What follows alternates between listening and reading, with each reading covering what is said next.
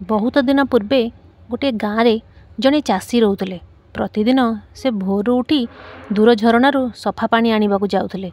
एथिपाई से तांको सहित दुईटी बड़ माठिया नेउथले, जहाकू से एक बाड़ी रे बांधी तांको दुई कांधर दुई पार्श्व झुलाई देउथले। गोटिए माठिया कौनसी स्थानरू फुटी जाइथिला एवं अन्यटी संपूर्ण भल थिला। एही कारणरू चाषी प्रतिदिन घर को पहुँचला बेलू तांको पाखरे केवल 1.5 माठिया पानी रहुथला। एमिति 2 वर्ष धरी चलीथिला। प्रथम माठियाटी एही कथा पाई गर्व करुथला जे से घर को माठिया पूर्ण पानी नहीं जाउथला एवं सेथिरे कौनसी त्रुटि नथिला। अन्य पक्षरे फुटा थिबा माठियाटी लज्जित हेउथला जे से केवल अधा पानी घर को नहीं पारुथला एवं चाषीर कठिन परिश्रम व्यर्थ जाउथला।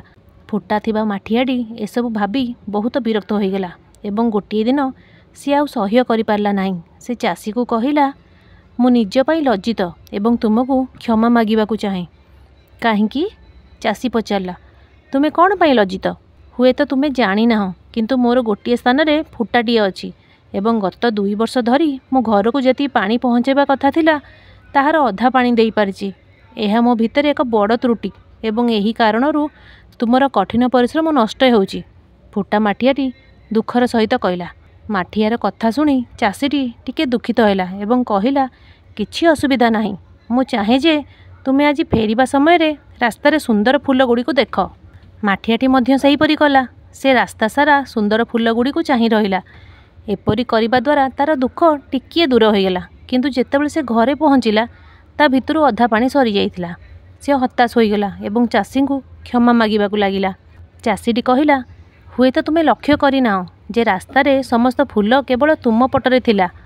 माठियार डाहाण पाखरे गोटिए भी फूल नथिला, कारण मु सबुबेले तुम भितर थिबा दुर्बलता को जानिथिली एवं मु एहार सुजोग नेइथिली। तुम पटरे जिबा रास्ता रे मु रंग बेरंग फूलर बिहन बुणीथिली। तुमे प्रतिदिन सेथिरे टिकिए टिकिए पानी देई रास्ता को केते सुंदर कर देइछ। आज तुम जोगु मु भगवान को एही फूल गुड़ी को अर्पण करी मो घर को सुंदर करि पारछि। भाब, जदि तुमे जेपरि अछ सेपरि नथांत तेबे मु कोन एसबु करि पारिथांती। तो सांग माने जदि गप्पटी भले लागि थाए ताले प्लीज लाइक शेयर सब्सक्राइब निश्चय करंतु। आ कोन शिक्षा पाइले मते कमेंट सेक्शन निश्चय जणांतु। जय जगन्नाथ।